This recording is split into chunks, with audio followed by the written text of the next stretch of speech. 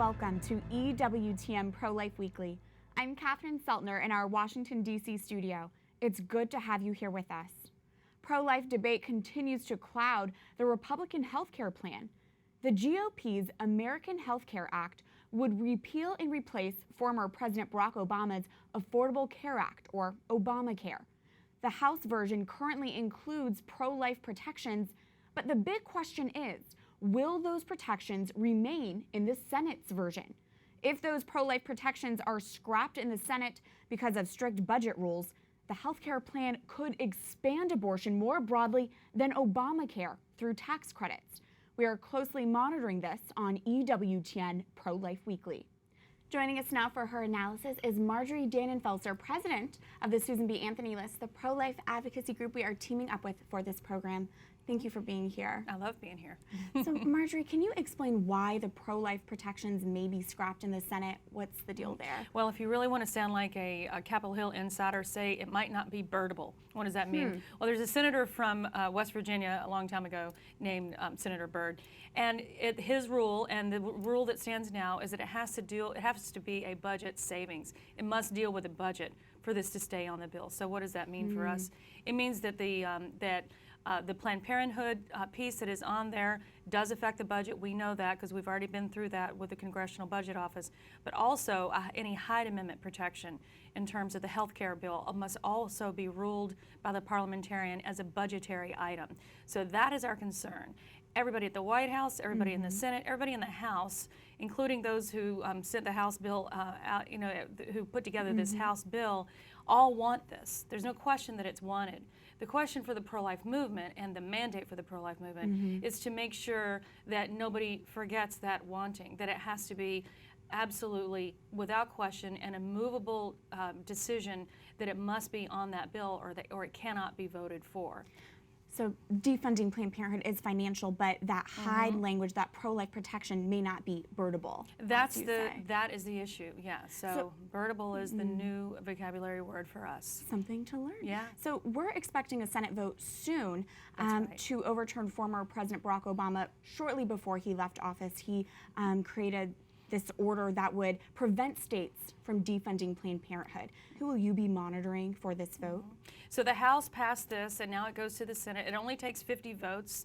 It cannot be filibustered, so that's the good news. We need 51 votes to win. We will be watching those folks who are up for the Senate in 2018 who are on that sort of middle ground watch list. And we're concerned, very, very concerned, that they might go the wrong way on this. And who are they? They are self-described pro-life member Senator Donnelly, Senator Heitkamp from North Dakota, Senator Tester, Senator Nelson from Florida. It's good for viewers who might live in those states, maybe reach out to their congressman. It is vital. In fact, it's moving so quickly that really weighing in right now is vital. And never ask your question, is it worthwhile? It is always worthwhile. The idea that somehow you have a senator that you think has been voting against you a lot doesn't make any difference, especially when we're moving into 2018. They really do hear it, even when you think not. I know because we hear it from folks on the Hill. When I worked on the Hill, I know what happens when somebody pulls the alarm. It's because so much constituent activity's been going on in the office that you know that your member has to adjust or listen or give some feedback, hopefully vote the right way, which is what we want. They can't ignore the voices that they hear. Right. Just last week, Vice President Mike Pence met with some pro-life leaders, including Susan B. Anthony List's Marilyn Musgrave. What have you heard from it? Was it a productive meeting? It was a very productive meeting. I mean, we're dealing now in a beautiful new day where we visit the White House pretty regularly, and especially in a moment like this when there's so much on the line legislatively. The number one agenda item was to talk to Vice President Pence about that Hyde language in the Obamacare replace bill that we just talked about. The whole issue was whether this will be birdable or not. It is not in the Vice President's control or the House's control or even the random senator's control about whether it will be birdable. There is one person who will decide whether this Hyde language stays. It's the parliamentarian.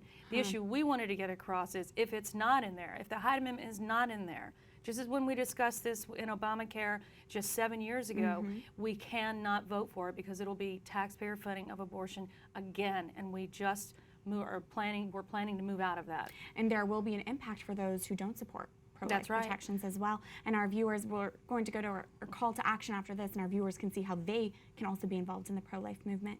Marjorie Dannenfelser, thank you. Thank you, as always.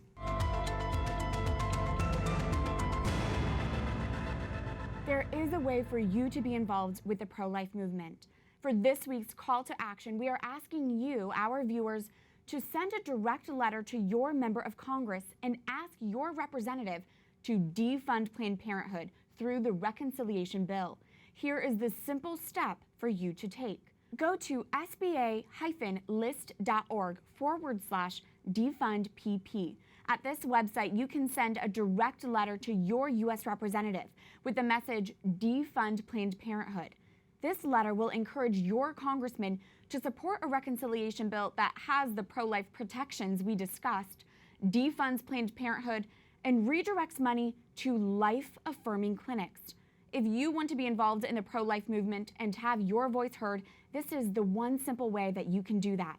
Once again, go to sba-list.org/defundpp. Be sure to share this call to action with your friends and family on social media. Now for more life-related news, Florida will now require a unanimous jury recommendation before the death penalty can be imposed. Governor Rick Scott signed the bill into law Monday. The House approved the measure with 112 to 3 votes last week. It came one day after the Florida Senate unanimously passed it. This is a rare case of a death penalty issue receiving bipartisan support. In Texas, lawmakers in the state's House debate a bill that would require hospitals to bury or cremate babies who have been aborted or miscarried. Republican Representative Byron Cook proposed the measure, saying baby remains otherwise go to garbage disposals. A Senate committee has passed a Senate version of the bill, but a federal judge has already blocked a state rule requiring the same thing. Hawaii Senate advances an assisted suicide bill with a 22 to 3 vote. The bill would allow adults with a prognosis of 6 months or fewer to ask for a fatal prescription of drugs. Hawaii's Catholic Conference says the bill undermines trusted relationships with health advisors and creates suspicion for Hawaii's patients. The bill now heads to the state's House of Representatives for debate in committee. Also in the Aloha State, Hawaii Senate passes a bill requiring pregnancy centers to promote abortions. The pastor of a Christian Calvary Chapel, Pearl Harbor, calls it a bully bill. In a video posted online, Pastor Gerald Skinner says his group's pro-life center is in their church, so they will be forced to promote abortion in their church. If the bill passes, he calls it a violation of the First Amendment. Pro-lifers are often accused of forcing their religious beliefs on others. But we are not pro-life simply because that's what our Catholic faith tells us. We are pro-life because it is a truth supported by faith, science, and reason. I had the chance recently to sit down with the top bioethics expert, Carter Sneed. I asked him, from a purely bioethical standpoint, what is your argument against abortion? I'd say the easiest argument to make in public terms that don't depend on overtly religious commitments is the pro-life argument in the context of abortion. It turns on 2 principles. One is the biological reality of the unborn child's identity. Every embryology textbook that is used today acknowledges that the human organism that emerges from fertilization is a living member of the human species. It's a member of the species Homo sapiens, the living whole human organism that directs herself along a developmental trajectory that is species specific and on her own power. She needs, of course, like we all do, a natural environment to support her life and so on. And I say her because at conception there is sex. We have embryos are male or female, and you can test for that. In fact, they do in sex selection in the context of IVF. Right. So the first idea is what we're talking about here is a living member of the human species, and that's inarguable as a biological matter. That doesn't require any religious conceptions at all.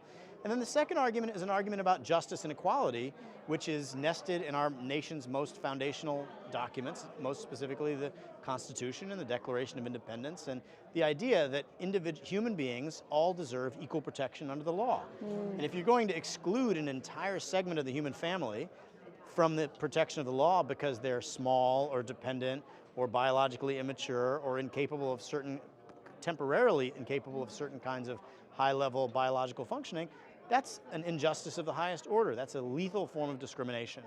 And that argument doesn't require you to be a Christian or a Jew or a theist of any kind.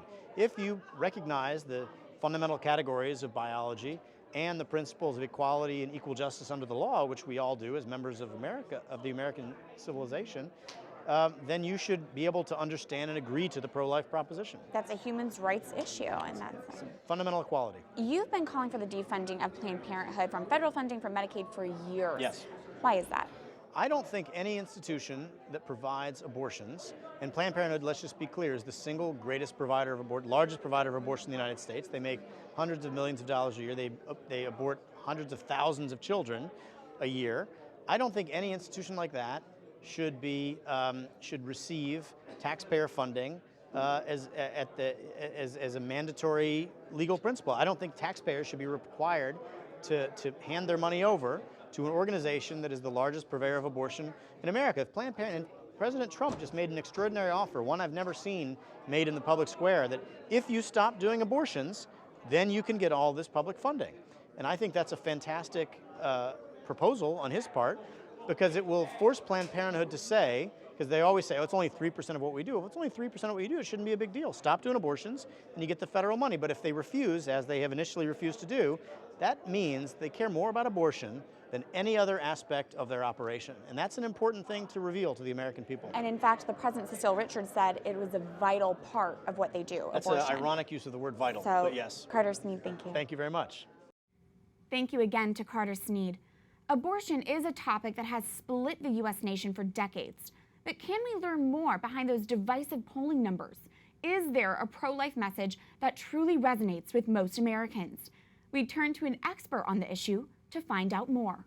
Chris Wilson is the CEO of WPA. He is also the former director of research for Senator Ted Cruz's 2016 presidential campaign. Chris, thank you for being here. You bet. Thanks for having me on, Catherine. So it's been a few months since November, but I'd still love your analysis. How much was the pro-life issue an element of President Trump's success? Well, I think it was significant. It was significant not just because pro-lifers turned out and voted for Donald Trump. It's also significant they voted against Hillary Clinton. I think in the same element of passion that motivates someone to vote for a candidate like Trump, he may not have been as passionate about the life issues as, say, Ted Cruz would have been, just to speak to the candidate I worked for. But they also knew, pro-lifers knew, that Hillary Clinton would be against them, that she was not going to take pro-life stand, that she would continue things like federal funding of abortions and even federal taxpayer funding of abortions overseas. And those sorts of issues were motivational. And I know the Trump campaign smartly used those issues to try and motivate some of the voters that might have stayed home and may not have voted for Donald Trump because they were evangelicals, may have been turned off by other issues for him, hardcore, passionate pro-life Catholics. And so from that level of communication, they did a good job of targeting and turning them out. And it had a significant impact at the end of the day on Election Day and into his victory. Now, you say the mainstream media needs to stop using the term anti-abortion. Why is that? Well, it's just dishonest. It's not reflective of who pro-lifers are. And I tweeted that out, and I actually had a few reporters come back to me. I had the fortunate experience on the Cruz campaign to build fairly good relationships with a lot of people, a lot of members of the mainstream media, and they pushed back, saying, well, I say pro-abortion rights and anti-abortion rights. And so, well, it's not about abortion rights only when you're pro-life. You take a strong stand on issues like you may be against the death penalty, for instance. You may be, or most likely are against assisted suicide, against euthanasia. And so the life issue encompasses more than just abortion. It's a big part of it. But whenever you classify pro-lifers as being just against one issue, it's like calling Democrats just one issue. And they don't do that. And in fact, to me, pro-choice means I'm pro-choice when it comes to school choice. And so that in and of itself as a label, I think is dishonest as to who that side is. And so from that point of view, I think it is important that if the media is going to apply labels and they're going to classify who a movement is, that they are honest in the representation. And anti-abortion is not honest in its representation of who pro-lifers are. So let's look at some of the polling, what that shows. At what point in a pregnancy do you see a shift in attitude? Do you see people start to shift away from thinking abortion is actually an acceptable option? Well, there's two ways to answer that. One is sort of a scientific way of whenever life becomes viable. And some might argue that you cannot prove that out scientifically. Some would argue that you can. Then you move to just sort of a timeline issue. And from a timeline perspective, as you move through the course of the timeline, you find even at a point of 6 months, 3 months, 6 months on the other side, so after 3 months, you find 54% of Democrats would fall under a pro-life classification. So really after the first trimester, it's really that line of demarcation in which it becomes unacceptable to a large majority, 77% of Americans would classify themselves as pro-life against abortion after that first trimester. So is it possible there are people who actually hold pro-life views but still label themselves and still choose to say pro-choice? Well, that really gets back to your first question, is as the media applies these labels, they misclassify who people are. And so the answer to your question is very simply yes. 54% of people who call themselves pro-choice are against abortion after the first trimester. And so that, I think, is important to recognize for people who are pro-life, is as we talk about this as a timeline issue or as we talk about it as a viability issue, that we bring in almost 8 in 10 Americans agree with the pro-life movement on those issues. They just kind of fall into a different labeling or classification because they feel like it's the politically correct thing to do. The labels pro-life and pro-choice may not be an actually accurate reflection. Oh, there's no question, and the data would show that it's not an accurate representation just because of those numbers we just discussed. So based on what you've seen, based on your research, is there a pro-life message that's actually really winning in America? One that pro-lifers can really get behind and know they can speak with confidence and that it resonates with most people? Well, first of all, let me say, being pro-life is a winning message for any candidate running for just about any office. I mean, there may be a congressional district in Massachusetts where that's not the case, but just about everywhere else it is. And in fact, it's a motivational issue more so for those who define themselves pro-life. By almost 2-to-1 margin, someone who is pro-life says that they will only vote for a pro-life candidate than over someone who is pro-choice being only willing to vote for a pro-choice candidate. So it's already, you start with a 2-to-1 edge if you're a pro-life, regardless of where the voter is. From that standpoint, in terms of how you define it, again, it's important to talk about it as an issue around life. It's important to talk about an issue around viability. And frankly, it is from a candidate's perspective, and as the candidates I work for, and let me say, I think I only work with pro-life candidates, so I'm never having to advise someone who doesn't hold this position, because to me, it's a fundamentally important representation of who an individual is. And so anyone who doesn't share my beliefs there, our beliefs there in terms of this issue, I wouldn't work for in the first place. But when I'm talking to them and trying to coach someone on how to speak to this issue, if they've got an electorate that maybe is not as pro-life as might otherwise be the case, like say if you're looking at a race in Massachusetts or in Maryland versus a race in Texas or Iowa, it's important to talk about, again, in terms of life, it's in terms of viability, in terms of timeline, because if you are able to talk about it in terms of specifics of the issue, the interesting aspect is the radicalism of the Democratic Party on this issue. They still speak of partial birth abortion as something that is acceptable. And as long as you're discussing it in terms of as an issue that voters don't see acceptable, it makes it really easy to win on. Chris Wilson, thank you so much for your insight on this. You bet. Thanks for having me. When we come back, we call out a common Planned Parenthood misconception and profile former abortion workers who are now speaking out for life. Stay tuned as EWTN Pro-Life Weekly continues after this break.